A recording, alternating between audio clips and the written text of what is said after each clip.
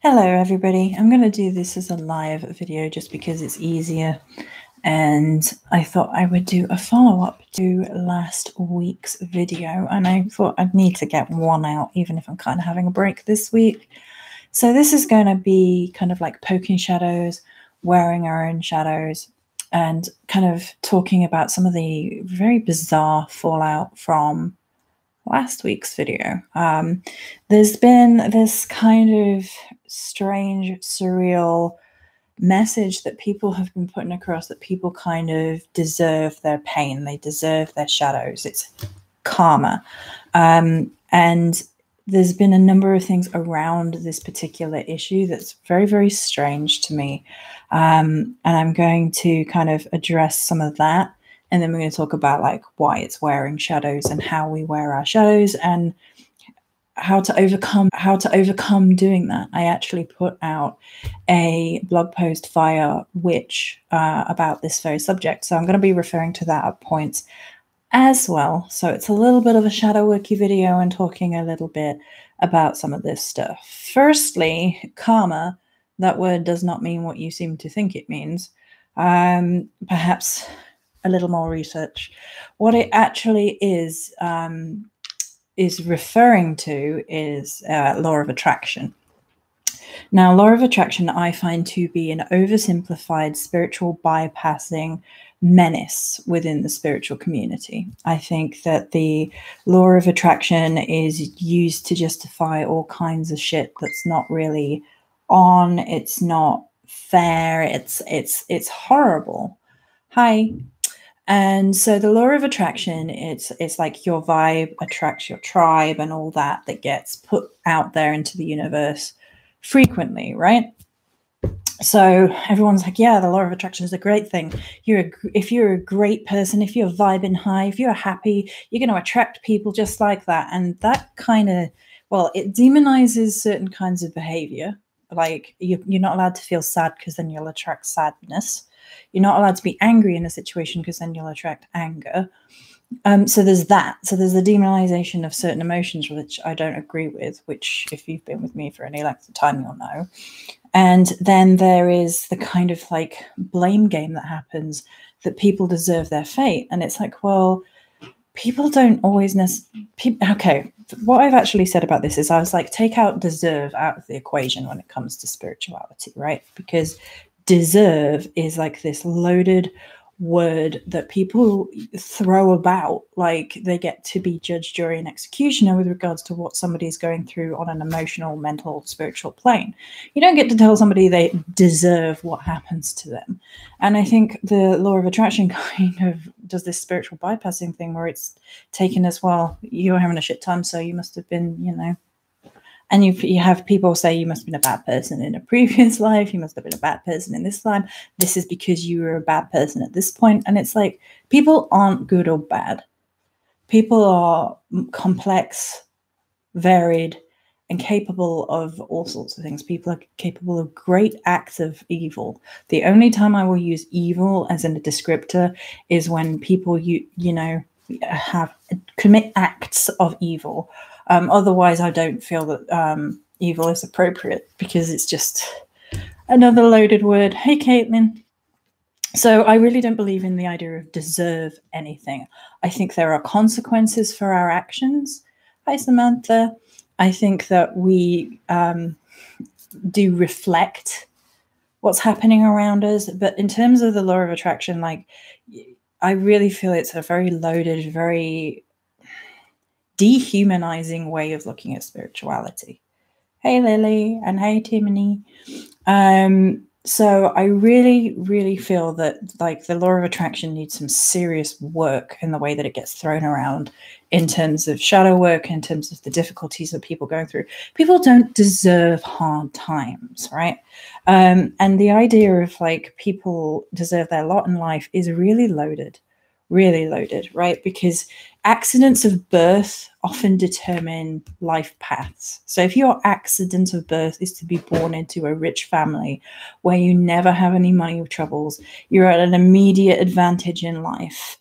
and then, you know, nothing's ever difficult, there's no gates like for you to struggle against, do you deserve that just because of an accident of birth? I don't think so. I think it's just one of the things that happens in life. It's just one of the many experiences. And then people use this to be like, oh, well, if he or she got addicted to a substance, then they deserve death, or they deserve this. And I'm just like Gandalfing it up here right now. I'm like, Bilbo. No, yeah, Bilbo Baggins. Is it Bilbo? Is it Bilbo? He says, no, it's Frodo. Frodo. Do not be so keen to deal out death and judgment. Many of those who die deserve to live, and many of those who live deserve to die. Can you give life to the dead? Nope. So I'm paraphrasing because I have not had any sleep for the 4 days. But basically, that's how I feel about the idea of deserve. You can't tell people they deserve something or the other. And situations even are even more complex than that, usually. We can feel aggrieved at somebody. We can have conversations with people who we feel aggrieved with or about, and depending on how we interplay and how we interact with them, then we can either choose to go forward with dealing with that person, or we can choose not to and leave it at that. Now, I will say I'm going to reference two situations that I've had recently with regards to conversations with women and sisterhood, and how differently those two went. And I'm not going to give any particulars, and I'm not going to give any names or anything like that, but we're going to like show the difference. Okay. So the first one was a negative experience. Okay. I was kind of blindsided by somebody who wanted to speak to me about things. And I was like, okay, let them say their piece, despite advisement from people in this household not to. And I let them say their piece, and they said they wanted peace for themselves, right? PEACE for themselves. So would I accept their forgiveness? And bearing in mind, I was looking at this situation and I was like, okay, now, is this situation ideal because on my behalf? No, it's not ideal. Did I know everything at the time that I know or possibly know now? No, I didn't. Like, I was innocent at the time of the indiscretion against that woman. I didn't know what was happening, right? So I was like, okay, fine. And she's been unpleasant since for over a year, and I've just not bothered. I've not bothered at all. So there was a conversation, and that conversation ended with, okay, well, me saying, if it will help you find peace and move on from all of this, then yes, fine. And let's move on and not have any conversations anymore.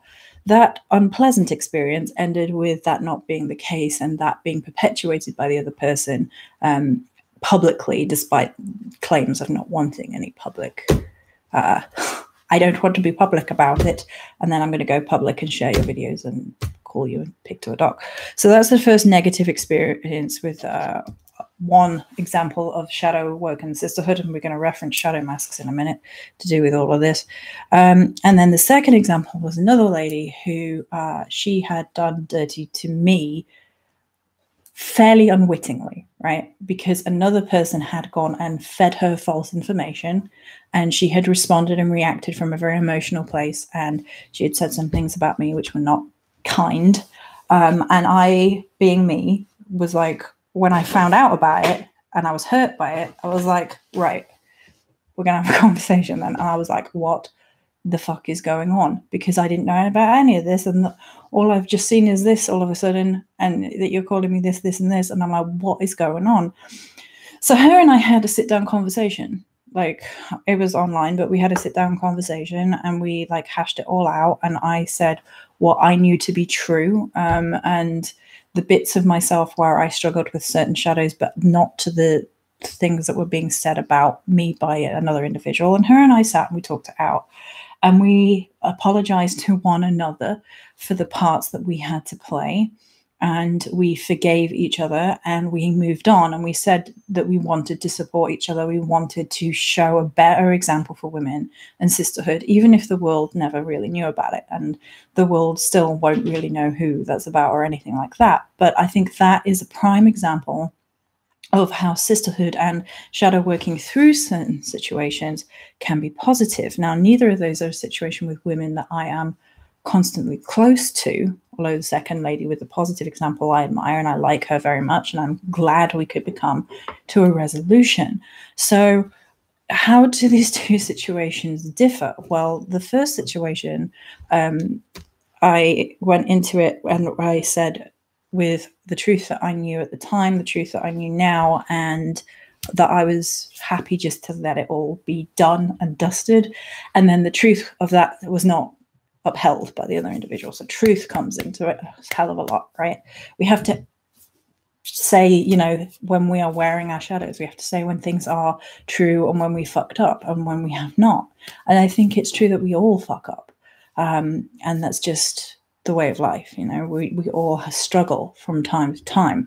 So this is about wearing shadows. Okay, so this is the blog post that I wrote for which I'm going to be referencing now, with regards to how I feel these situations came into this and how. Witches wear many masks. There are those masks we wear to elevate ourselves through our magic, placing void fabric against our bare skin in order to peer into the in-between spaces, seeking to understand the lessons of our other eyes. This is a term that I've been using a lot. So that is a form of mask wearing, which I think is positive, and I've been talking a lot about, and I'm going to continue to talk a lot about going forward.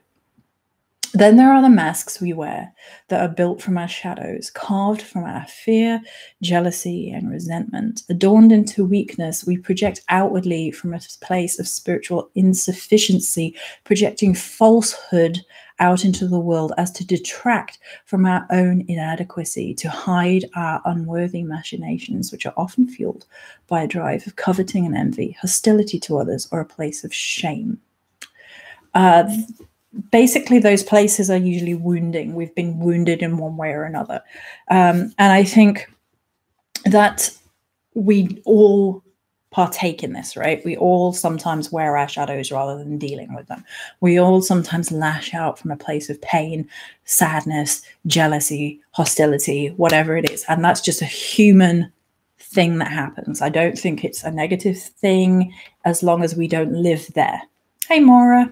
I think that it can be poisonous, but it's natural to feel those emotions.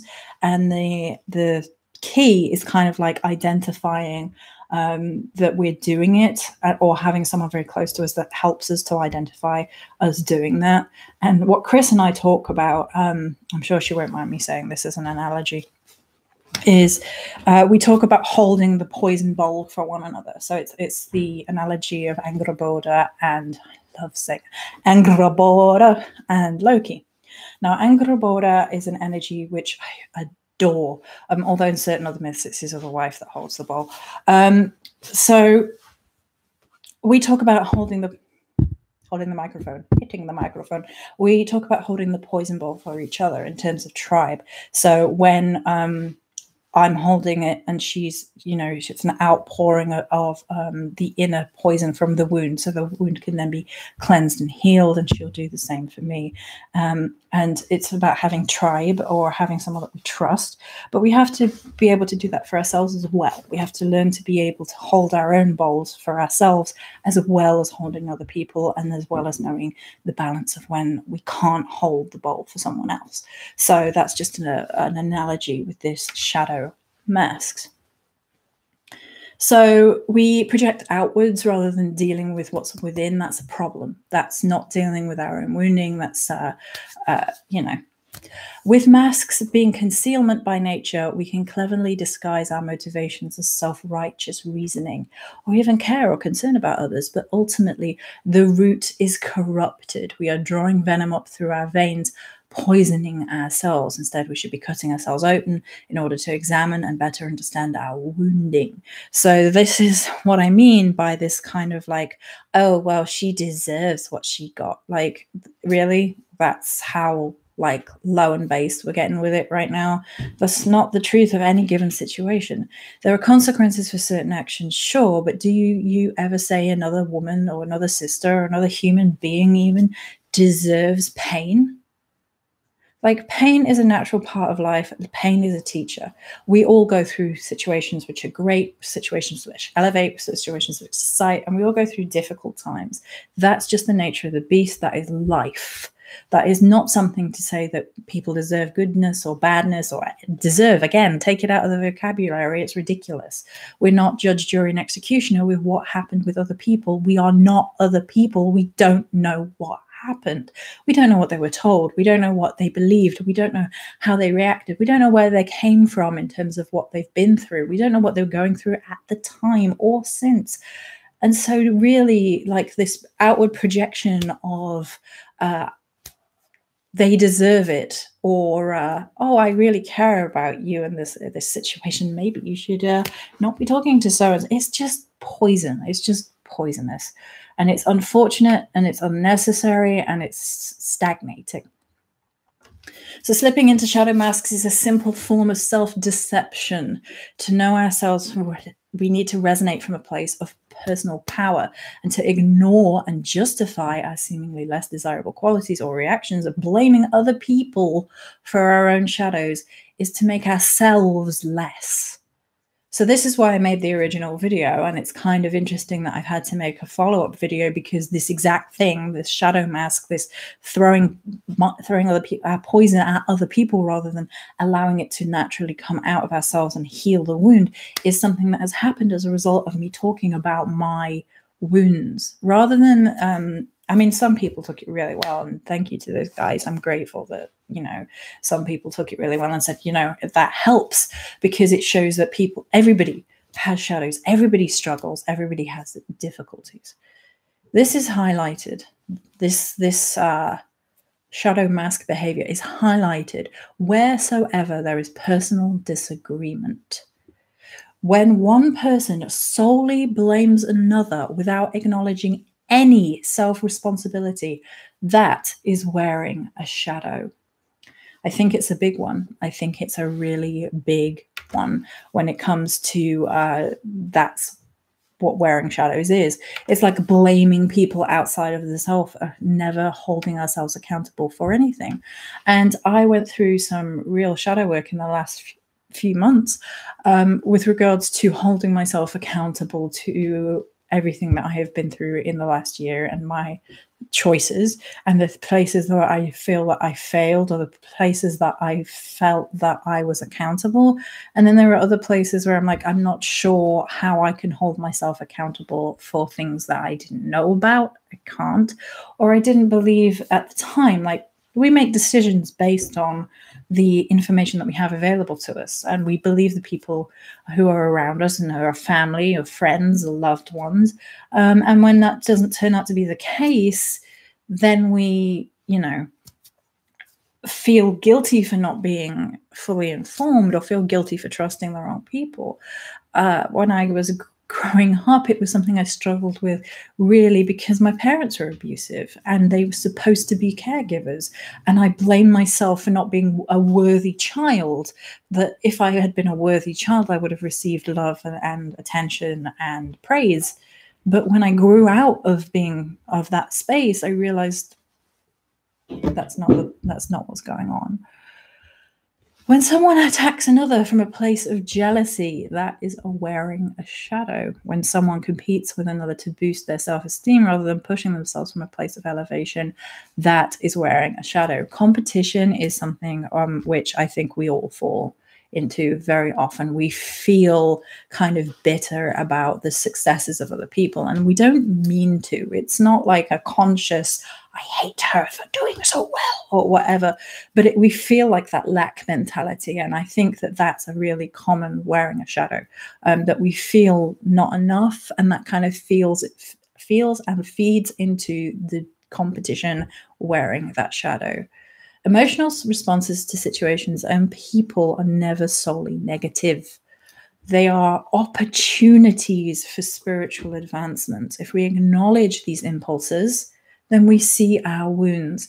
It highlights where we feel we are lacking, and that means that we can address it and begin a process of healing to make ourselves stronger. So when these things happen to us, we can acknowledge that it's happening, even if we acknowledge it later and then get better at acknowledging these things.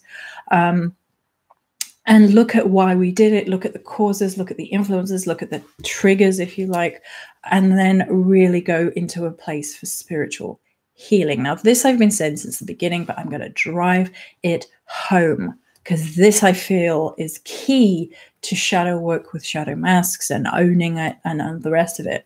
We have to utterly destroy the concept of I deserve in regard to spiritual exercise and indeed within life. There is no deserve.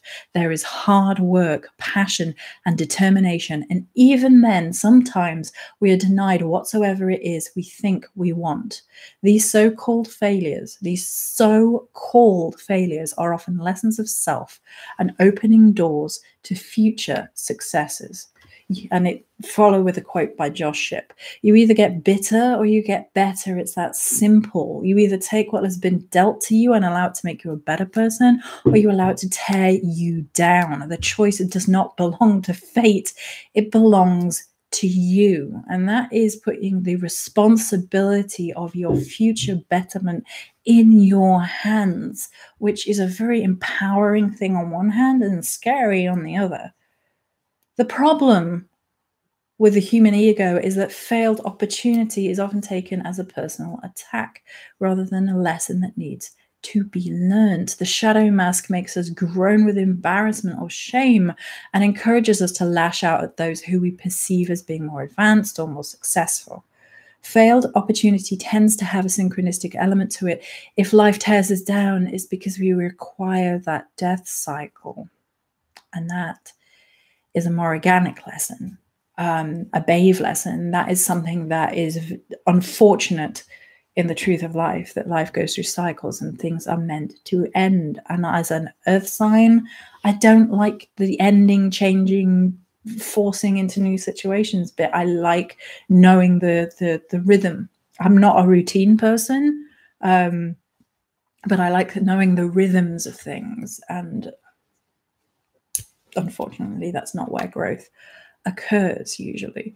So many cannot overcome the mourning process of death within life and choose to fixate on the loss, living in the poison from their infected wound. The resentment that breeds from such a loss is a driving force behind those wearing their shadow. This analysis, however, is not to excuse the people of those lashing out from a place of wounding. Empathy and understanding are not the same thing.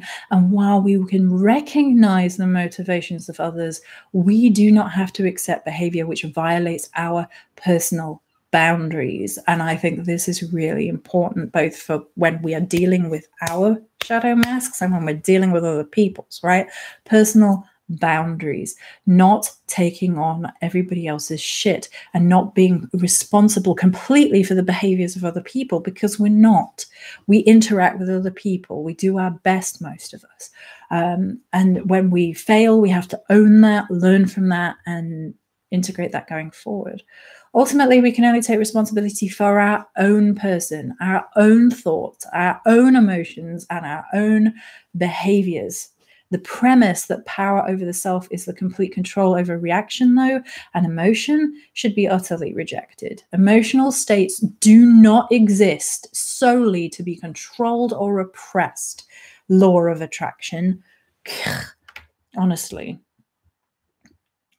So that goes into how I feel like the law of attraction is really ugly in some places. It's like, well, if you're a great person, you'll attract great people. And it's like, there's so much value judgment going on right there that I don't even know what to do with it. Like, people go through highs and lows. And oh, hi, Liana. 1:40 a.m. on Friday the 24th. Jeez. I'm sorry, I was just coming back to the chat. Hi to Lily, Fallen Star, and love, hope. Thank you. It's a wig. But I love this. I love this wig. So before I continue, I'm just going to address the comments quickly. Thank you. I'm glad you like the channel, Fallen Star. That's awesome. Lilypad says not being bitter is tough. And hey to Melissa. Not being bitter can be tough. I think I was reading a piece yesterday, and it actually kind of it was, I read it on purpose, right? Because it was the story of a woman who had lost her man to someone else. And it was like a gut punch to her, because she hadn't been expecting it, and she'd been in pain. And like the woman was younger. She was like married to him, and she, you know, the whole 9 yards. And I honestly read it to honor all sides of different situations. And she was talking about how bitterness fed her and fueled her and enraged her, and it caused her to choose some really bad decisions following that breakup. Hey, Faywolf. And in that article, the woman actually like slept with a guy following that guy, who was even worse, who was like a terrible user and all the rest of it. And he got her pregnant and left her and all the rest of it. And she blamed the first guy, you know, from bitterness. And I was thinking about how we deal with bitterness, how we deal with that kind of pain, and how we move from a place of bitterness, because bitterness is hard. It is. Moving from it is tough. And I think for me, the thing is, right, if you really have been hurt by say it's an individual, hey, Molly, then you basically probably need to create a boundary against what's going on with them and not look, all right? Because bitterness is like fueled by the viewing of someone else's life, right? So in that circumstance where you're looking outside in, you don't know the where-tos and wherefores, right? You don't know the goods and the bads and the highs and the lows. You're just getting a I don't agree with petty, and I'll tell you why in a minute. It can be, but I will go into petty in a minute. So basically, you don't know the complexities of what's going on in that person's life anymore. You're only getting a snapshot on social media, and we know how people present their best selves on social media, right? They don't usually, unless they're me, tell you, you know, the highs and lows about everything. Now, I do that on purpose because I feel that it's powerful to move away from the idea of the perfect life on social media. I think it's necessary as part of shadow work for the world and myself to own it, like the video last week and like this video. So in that case, the best thing to do when you're feeling really bitter is to just create boundaries. There is just, I'm going to focus on me and what I need and moving through this, even when it fucking sucks. But I'm not going to look at that, because if I look at that, I know that's going to spiral me. It's not healthy. It's not looking into what I need to grow. It's like poisoning again, right? We talked about the poison of shadow masks and how to draw out the poison. Well, when we go and look at things like that we know are going to upset us, it's basically imbibing a little bit more poison, because some of us are emotional cutters, like they say in Sex and the City, and it's like a kind of almost self-abuse kind of thing that happens, and it's not good for us. So the first thing is creating that boundary. And then the second thing is being like, right, I need to get better, or I'm going to get bitter. So I'm going to get better instead and focus on how to do that for myself and be the best version of me. Now, and I fully believe in, like, for ladies and gents, like, do whatever you need to do. Like, if you need a new haircut, if you need some new clothes, if you want to get down the gym, if you want to feel better about your physical self and then help the emotional healing through physical things in those situations, then go for it. Just do what you need to do in that situation. Okay, so we recognize when you're being petty is the first step, is what I was going to say. Now, yes, on the surface of it, good advice. Underneath that, be very careful with what we think petty is, right? So there's a huge value judgment placed on what petty is, what petty means. And that what petty really means is unnecessary, right? And so you have to look at the words and the meanings and then find the root emotion, because the root emotion is not petty. The root emotion is hurting you and is pain, and pain is an indicator of something that needs to be helped, healed, cleansed, and changed. So I think we have to be careful with the petty thing, but like on the surface of it, don't behave in such a way which is demeaning to yourself. Like choose the higher road for sure, like be better, sure, but don't completely ignore it, because it means something. It's helpful. Yeah, it's how you address the slight. I agree. And I think what's better for most people most of the time is just to and move in a different direction. Like sometimes you have to address certain things. That's necessary. Sometimes you have to acknowledge it, pull the poison barb out, cleanse that wound, and then move on. Like I'll do that with people that I really trust. Like I'm like, God fucking damn this situation. And then that's it. I have my little raptor moment, as you can see.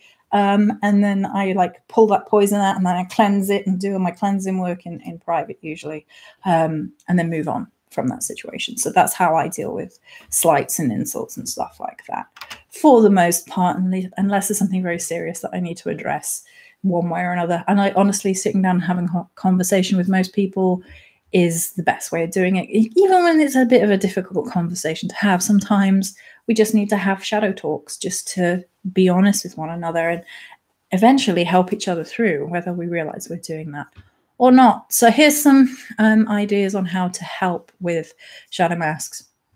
I find it is better to be mindful, which is kind of what I just said about the petty thing. When strong emotional responses burst forth, whatever the emotion might be, there is a reason for that to be so. With this hand motion, apparently. Okay. The choice on when and if to speak out and when and if to remain silent is a skill that has to be learnt. Not every vicious barb or challenge to your sense of self merits the opening of your emotional self. Now, there is this thing that happens with the law of attraction, which is kind of side noted, like, you don't have to respond to everything that's ever thrown, like emotionally respond. And I'm like, I'm not entirely sure that most of us are self-serving automatons that we can recognize when emotions are coming and like abort emotion. I don't agree with that at all. I think the emotion happens. I think it's instantaneous in a lot of cases.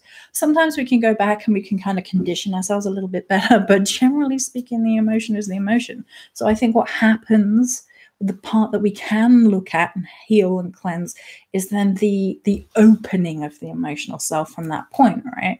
Like, so somebody has basically jabbed an emotional barb into your keyhole of emotions, right? You can either open the door and like get kind of infected by it or poisoned by it or blah, blah, or in some cases, you can just yank it out, go, ow, like I do. Like I always say to my sisters, I'm like, I did not like that. That was not fun.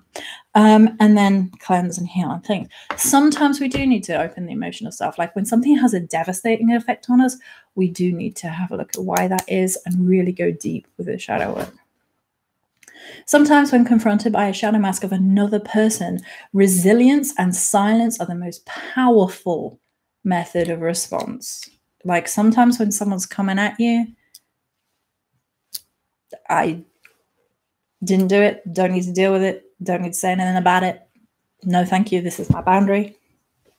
That's it. It's a power thing and it can be very powerful and people don't often realize that, right? On occasion that the situation threatens your emotional, mental, physical, or spiritual well-being, draw a line in the sand. No more and walk away. I'm very careful with the whole, this person's toxic, so never speak to them again thing, because I don't think that's helpful either. That's just as bad as the law of attraction stuff that gets thrown around. Not helpful. Mindfulness is also a key to understanding our own shadow masks. When we react to harm another individual because they are usually unwittingly poking our shadows, their words or actions reminds us on a level that a part of ourselves is unhealed. And then the conclusion of this is sometimes people show us the way, whether we like it or not. And basically shadow work can be really difficult that way. It can be very stressful. It can be, do not hide the chat from me.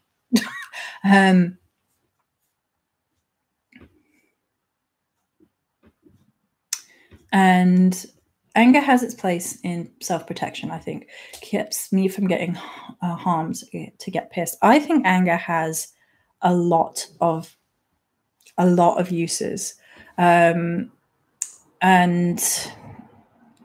self-defense is definitely a really great one for anger. Like you can be like, fuck off, and then you create a boundary border thing, right? And magically that happens for sure. Justifiable wrath, justifiable anger is something more organic. It's a more organic way of looking at the world. Justifiable anger and wrath are things that happen that change the world, like world-altering events.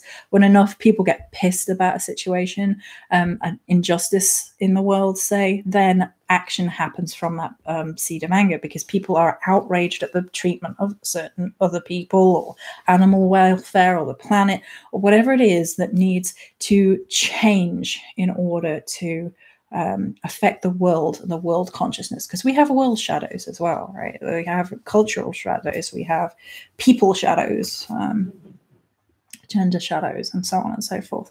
So sometimes anger can really motivate change as well as being good for self-defense. Yeah, anger is a good motivator, exactly. So yeah, don't linger in the bad place. It's a good philosophy. Yeah, just don't stay there. Like, feel the emotions that you feel, acknowledge them, look at them if you need to, but just don't stay there. Exactly. So Liana says, the absolute best thing I've learned is to choose my arguments. Has made such a difference to my well-being and stress levels. I don't sweat the bullshit anymore, especially other people's.